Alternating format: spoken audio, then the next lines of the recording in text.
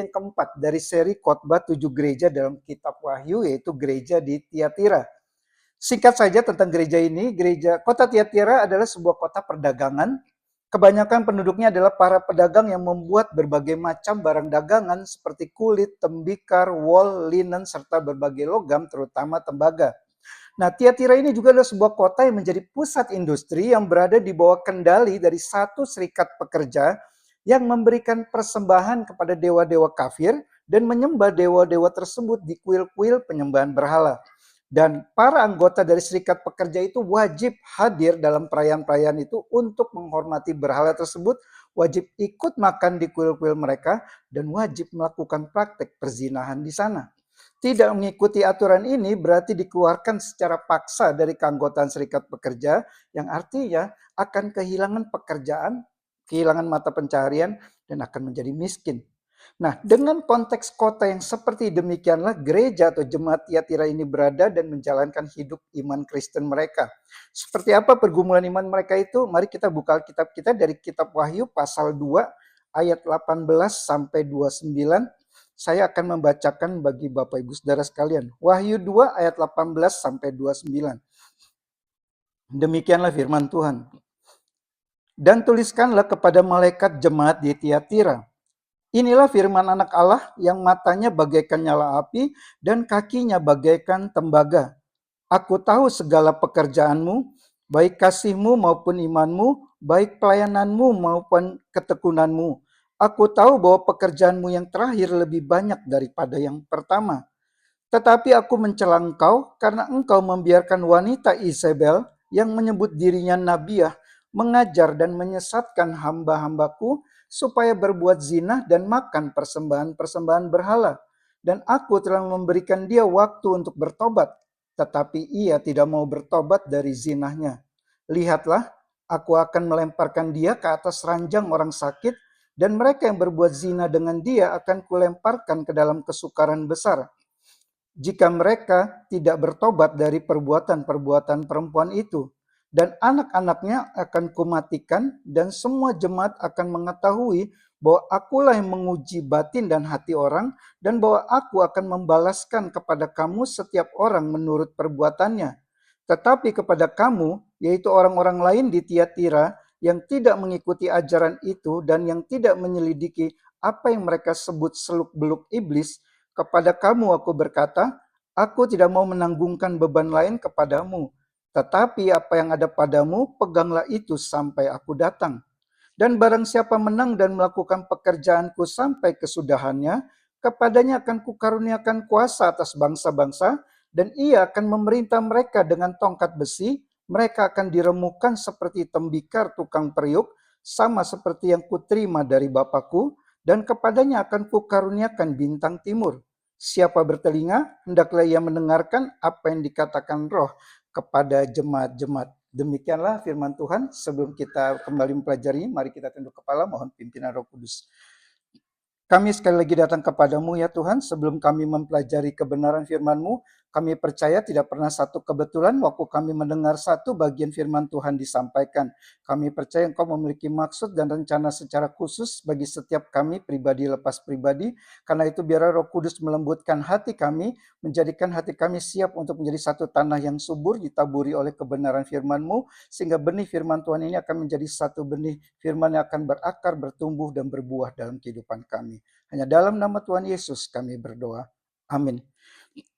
Saudara, sebelum memulai khotbah, saya ada sedikit koreksi terkait tema khotbahnya. Jadi kalau saudara perhatikan, tertulis di flyernya itu beware of idolatry atau berhati-hatilah terhadap penyembahan berhala. Itu ada sedikit salah, saya kasih seharusnya adalah beware of dichotomy atau berhati-hatilah terhadap praktik dikotomi. Saya perlu informasikan hal ini supaya saudara nanti tidak sampai setelah selesai khotbah bertanya-tanya, kok tidak ada bahas soal penyembahan berhala? Karena memang fokusnya adalah soal dikotomi, saudara. Nah, saudara, ada 3 poin khotbah hari ini seperti biasanya. Hidup iman Kristen adalah hidup yang pertama, mengerjakan keselamatan yang telah diterimanya. Yang kedua, mewaspadai kecenderungan membuat dikotomi. Dan yang ketiga, menyadari pentingnya pertobatan. Mari kita masuk, saudara, ke poin yang pertama. Hidup iman Kristen adalah hidup yang mengerjakan keselamatan yang telah diterimanya. Nah, saudara, sebelum masuk ke pembahasan poin ini, sangat penting untuk setiap saudara membaca kalimat dari poin pertama saya ini dengan benar supaya tidak salah tangkap. Jelas dari kalimat tersebut saya tidak mau membuat rancu, kita harus mengerjakan keselamatan yang telah kita terima sebelumnya. Kita bukan bekerja untuk mendapatkan keselamatan, pekerjaan baik yang kita lakukan adalah setelah kita memperoleh keselamatan itu, bukan sebelumnya. Jadi jangan salah membaca, seolah-olah saya sedang mengatakan kita harus bekerja untuk mendapatkan keselamatan kita. Sebagai orang reform, kita memegang dengan teguh bahwa keselamatan kita ini adalah 100% sepenuhnya anugerah Allah, bukan anugerah plus perbuatan baik kita.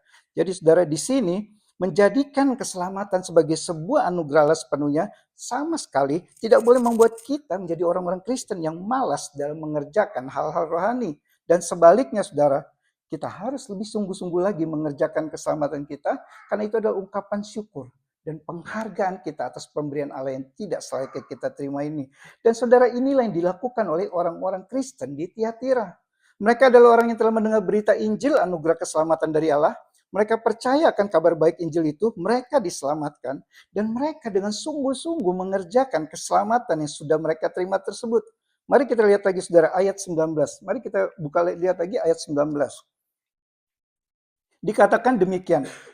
Tuhan berkata kepada jemaat di Tiatira, "Aku tahu segala pekerjaanmu, baik kasihmu maupun imanmu, baik pelayananmu maupun ketekunanmu. Aku tahu bahwa pekerjaanmu yang terakhir lebih banyak dari yang pertama." Jadi saudara, ada 5 kualitas dari hidup rohani jemaat di Tiatira ini yang dipuji oleh Tuhan. Yang pertama, Tuhan memuji kasih mereka. Jika jemaat di Efesus ditegur Tuhan karena mereka begitu sibuk melakukan banyak kegiatan pelayanan, tapi malah meninggalkan kasih mula-mula mereka, maka jemaat di Tiatira ini dipuji oleh Tuhan karena mereka tetap memelihara kasih kepada Allah. Lalu Tuhan juga memuji iman mereka. Sama dengan gereja sebelumnya, mereka tidak kehilangan iman kepercayaan mereka kepada Kristus. Di tengah-tengah masyarakat yang di sana yang hidup tidak mengenal Allah, yang menyembah ilah-ilah palsu, mereka tetap menjaga iman mereka kepada Kristus. Lalu yang ketiga, saudara, kualitas mereka adalah pelayanan mereka. Gereja di Tiatira adalah gereja yang melayani Tuhan. Jemaat di sini ada jemaat yang aktif, rajin dalam melayani. Mereka melakukan pelayanan kasih dengan sukarela, memberikan tenaga, uang mereka, sumber daya mereka bagi pekerjaan pemberitaan Injil, bagi pelayanan sosial di gereja mereka. Jemaat di sana tahu tugas dan panggilan mereka untuk sama-sama melayani Tuhan. Lalu yang keempat, saudara, kualitas mereka adalah dikatakan ketekunanmu, ketekunan mereka. Mereka tetap setia dan bertekun dalam iman mereka kepada Kristus. Mereka adalah orang Kristen yang tahu kalau arti mengikuti Yesus berarti bertekun, bersungguh-sungguh, berkomitmen segenap hati. Ketekunan bicara tentang daya tahan mereka dan kesungguhan mereka. Dan yang terakhir, yang kelima, kita lihat Tuhan memuji konsistensi mereka. Dikatakan tadi, aku tahu pekerjaanmu yang terakhir lebih banyak dari yang pertama. Artinya saudara, makin hari mereka menjadi makin giat, lebih rajin, lebih banyak lagi dalam melakukan pelayanan dan hal-hal baik lainnya. Jika orang Kristen umumnya hanya bersemangat di awal-awal saja, lama-lama mulai kendor, mulai hilang semangat, stuck atau statis, hanya sekedar melakukan seperti sebelumnya, bahkan malah mungkin makin berkurang, makin menurun, maka saudara jemaat di Tiatira justru sebaliknya. Semakin lama mereka semakin rajin, makin semangat, makin giat dalam melayani pemberitaan Injil dan pelayanan kasih. Bayangkan saudara, kira-kira seperti apa gereja di Tiatira ini? Dari luar pasti terlihat sebagai sebuah gereja yang sempurna. Mereka punya kasih kepada Allah, mereka juga melayani Allah. Mereka memiliki perbuatan, kasih, dan pelayanan adalah dua hal yang saling berkaitan satu dengan yang lain. Dan bukan hanya punya kasih, bukan hanya pelayanan, mereka juga memiliki iman dan ketekunan. Iman yang sejati itu akan menghasilkan ketekunan, iman yang sejati akan memimpin kepada kesetiaan, iman yang sejati juga memiliki daya tahan. Dan mereka memiliki semua ini, saudara. Bayangkan satu gereja di Tiatira ini jemaatnya seperti demikian.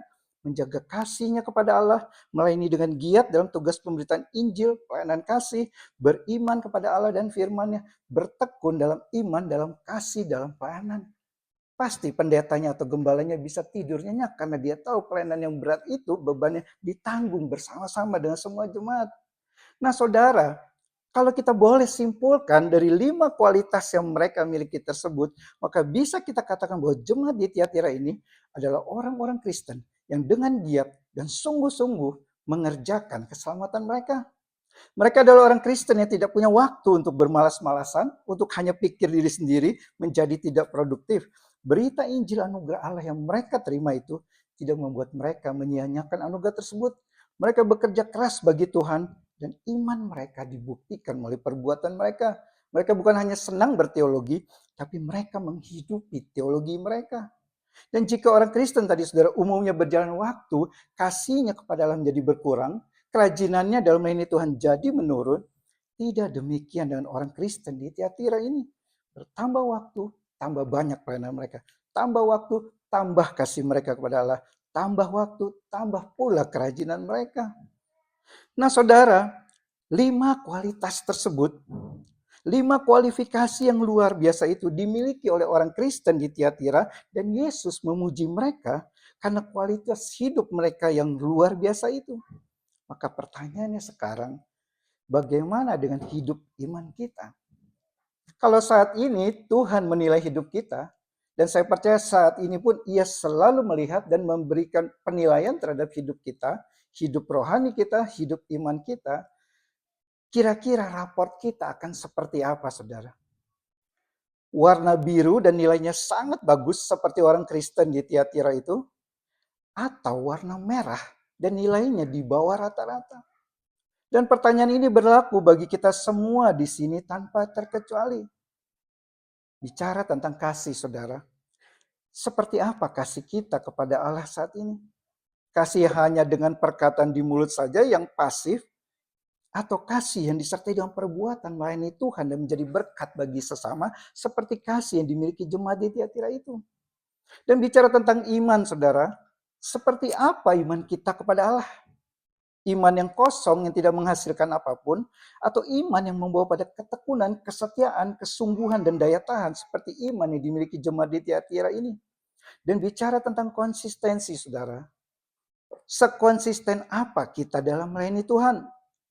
Makin lama makin tidak konsisten, makin menurun, makin mundur, makin malas, atau semakin giat, makin bersemangat, makin komitmen, makin maju, seperti konsistensi yang dimiliki oleh jemaat di Tiatira itu. Jadi saudara, hari ini melalui hidup rohani dari jemaat Tiatira ini, semua kita diingatkan kembali. Seorang Kristen yang benar-benar telah menerima anugerah keselamatan dari Allah adalah seorang yang akan dengan sungguh-sungguh mengerjakan keselamatan yang Allah telah berikan tersebut. Kebenaran bahwa keselamatan kita adalah anugerah Allah sepenuhnya tidak boleh membuat kita lalai dan malas dalam melakukan apa yang kita tahu harus kita lakukan sebagai orang Kristen. Dan itulah saudara yang dilakukan oleh Rasul Paulus. Paulus katakan dalam perkataan yang begitu terkenal, tetapi karena kasih karunia Allah, aku adalah sebagaimana aku ada sekarang, dan kasih karunia yang dianugerahkannya kepadaku tidak sia-sia. Sebaliknya aku telah bekerja lebih keras daripada mereka semua, tetapi bukannya aku, melainkan kasih karunia Allah yang menyertai aku.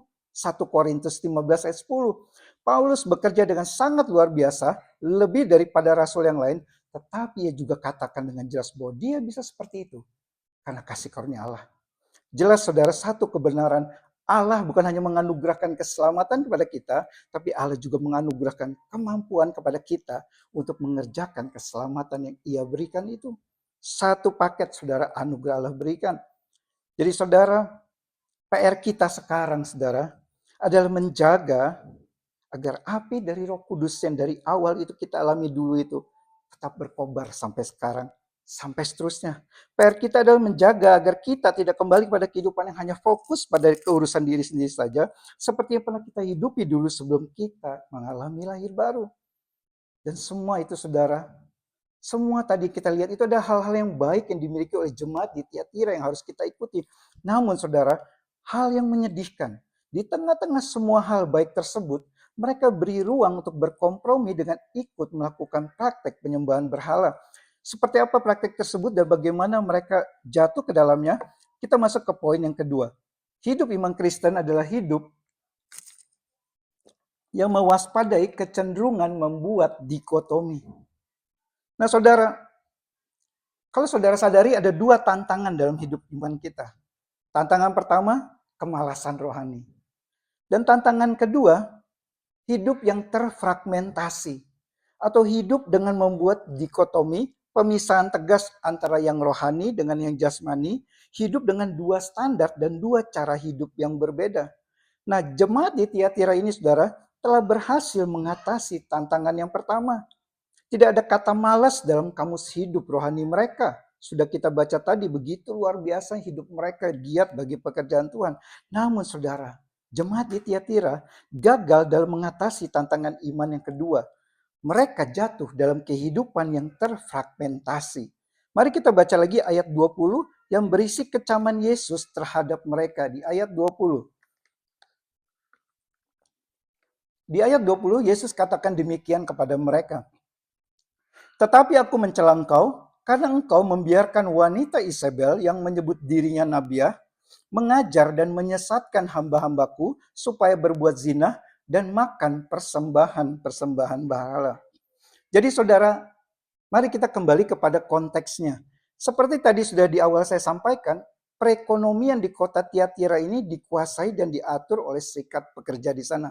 Dan para anggota dari serikat pekerja tersebut adalah orang-orang yang rutin melakukan praktik immoral serta penyembahan berhala di kuil-kuil yang tersedia di banyak tempat di kota itu. Jika ada anggota yang berani tidak mengikuti penyembahan berhala tersebut, langsung dikeluarkan dari serikat pekerja, diekskomunikasi, disingkirkan, yang berarti orang itu akan kehilangan mata pencahariannya, kehilangan pekerjaannya, berpotensi menjadi miskin dan susah hidupnya. Artinya saudara, kehidupan sosial dan ekonomi dari orang yang tidak ikut berbagian dalam praktik penyembahan berhala itu akan dihancurkan oleh serikat pekerja di sana.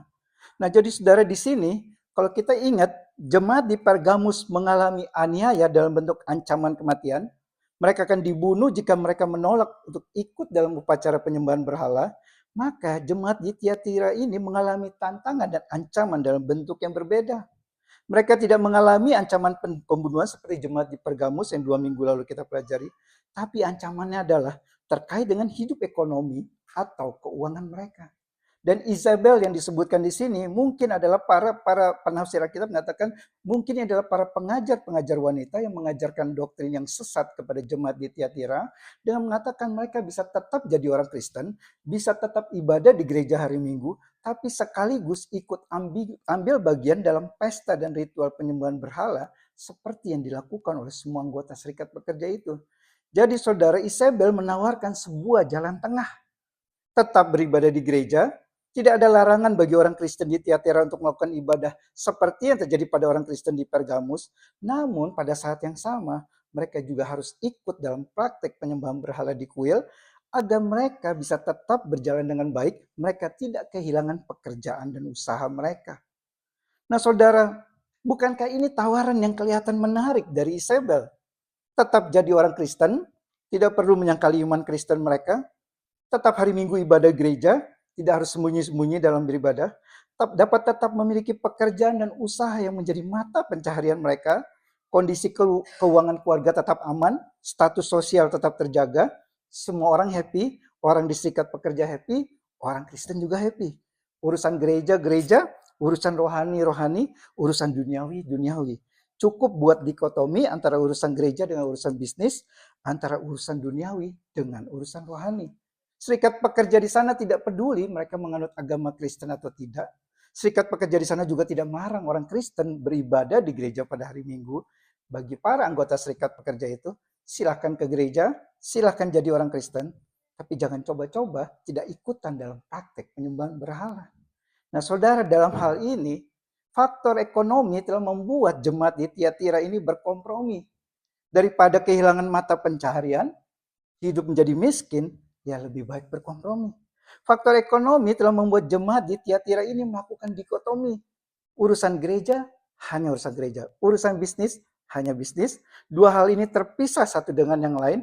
Masing-masing jalan sendiri-sendiri. Jangan diintegrasikan, tidak perlu disatukan.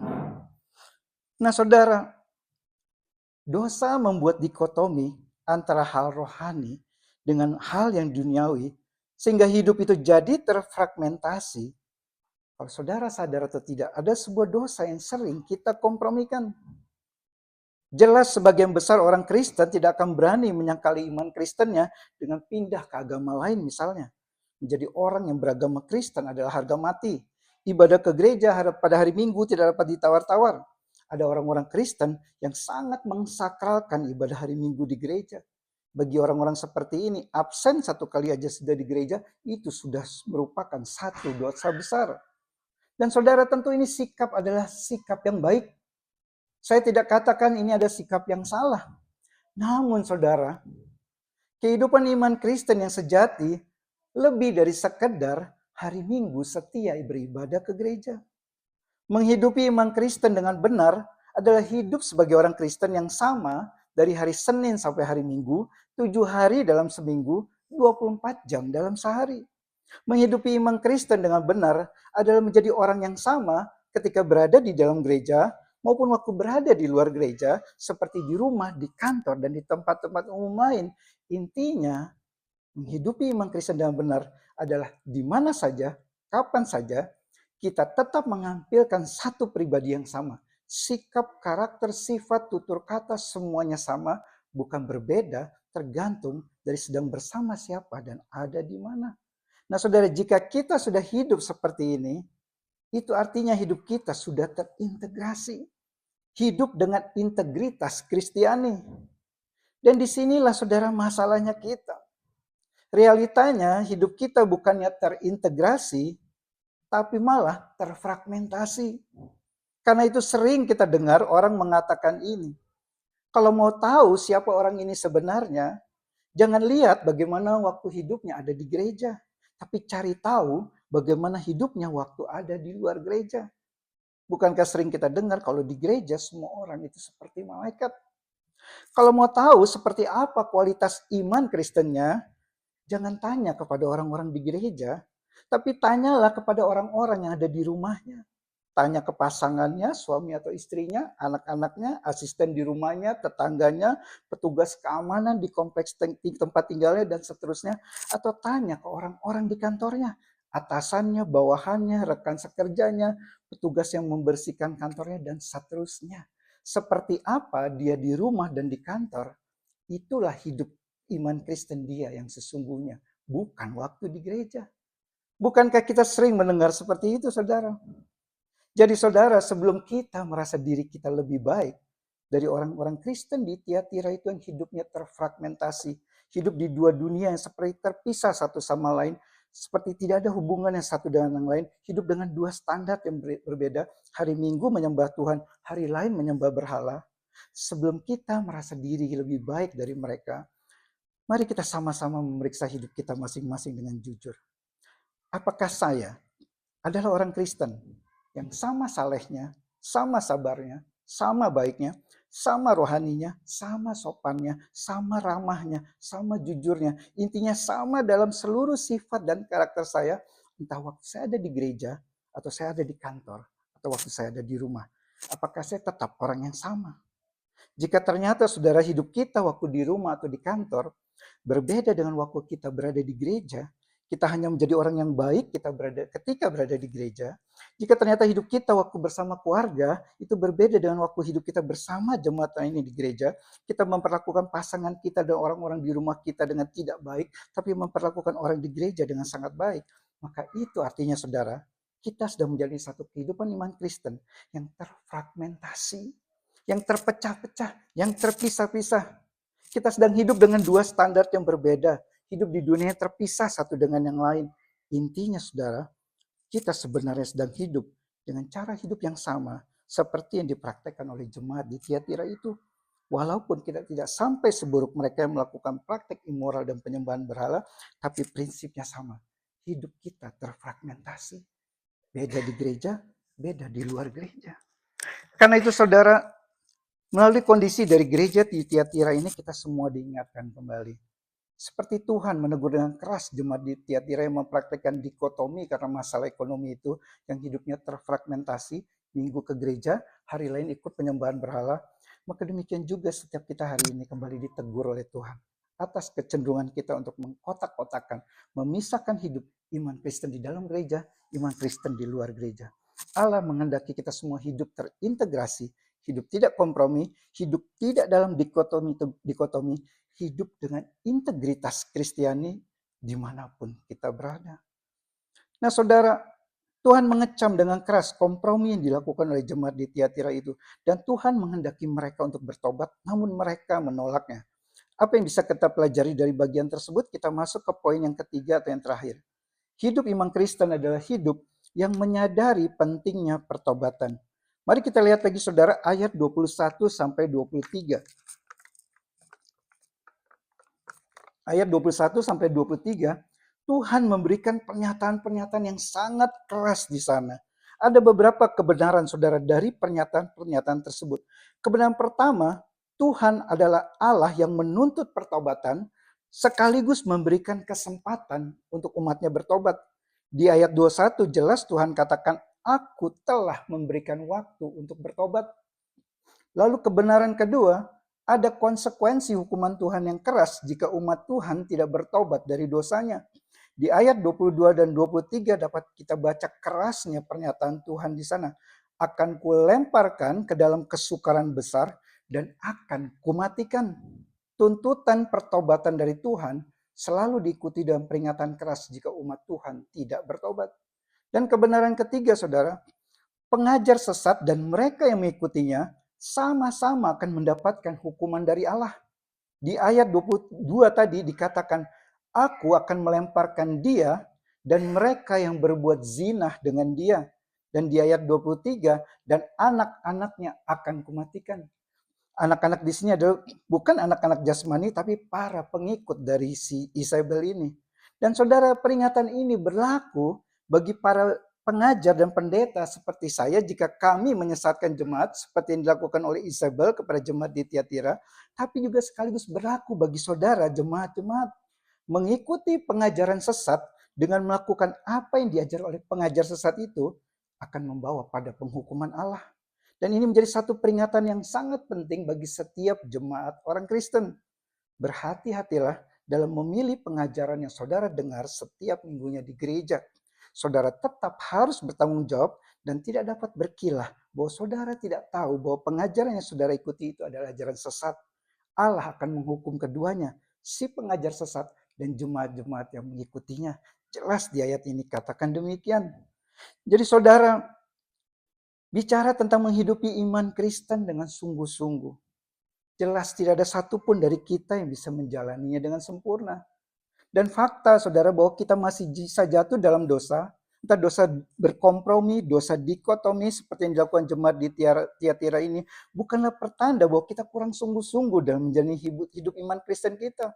Tanda dari orang Kristen yang sungguh-sungguh menghidupi iman Kristennya, yang sudah menerima anugerah keselamatan dari Allah, adalah adanya kesadaran yang tinggi akan pentingnya hidup dalam pertobatan yang terus-menerus. Karena itu saudara, setiap hari Minggu di dalam liturgi ini kita buat satu pengakuan dosa bersama-sama.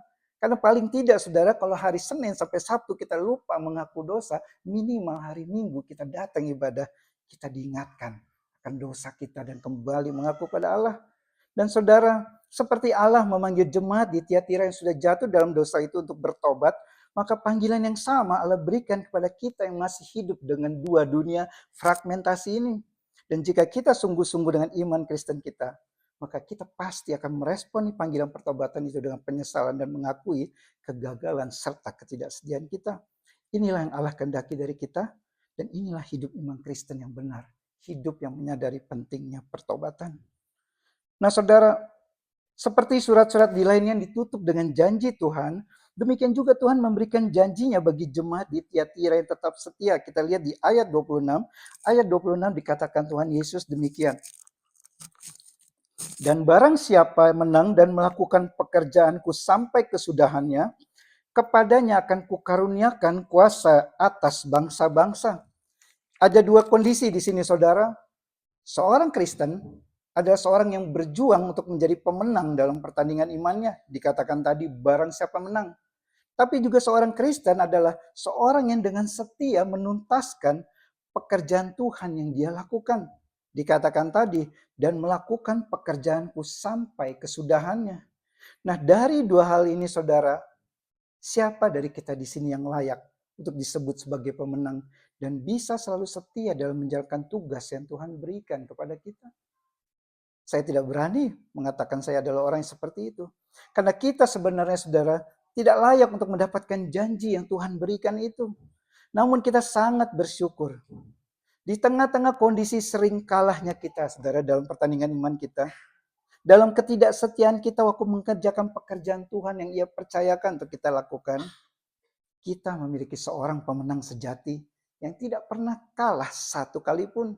Dan kita juga memiliki seorang yang selalu setia dalam menjalankan tugas panggilannya sampai akhir dengan tuntas tanpa satu pun yang terlewat tidak dikerjakannya. Dan Yesus Kristus adalah sang pemenang sejati itu. Yesus Kristus dengan taat dan setia menyelesaikan sampai tuntas tugas yang Allah Bapa berikan kepadanya. Yaitu hidup dalam ketaatan sempurna kepada Allah sampai mati di salib bagi penebusan dosa manusia. Sang pemenang sejati ini yaitu Yesus Kristus telah menang atas kuasa dosa dan maut sehingga kita yang sering kalah ini bisa tetap disebut sebagai pemenang. Karena kemenangan Kristus itu menjadi jaminan pasti bagi kemenangan kita. Kita bisa menang karena Kristuslah yang telah memenangi pertandingan itu bagi kita. Jadi saudara, seperti jemaat di Tiatira yang memiliki iman, kasih, pelayanan, dan ketekunan yang makin lama makin baik, mari kita juga melakukan hal yang sama seperti mereka lakukan itu. Sambil terus memeriksa apakah kita masih menjalani satu kehidupan yang terintegrasi atau yang terfragmentasi, terpecah belah.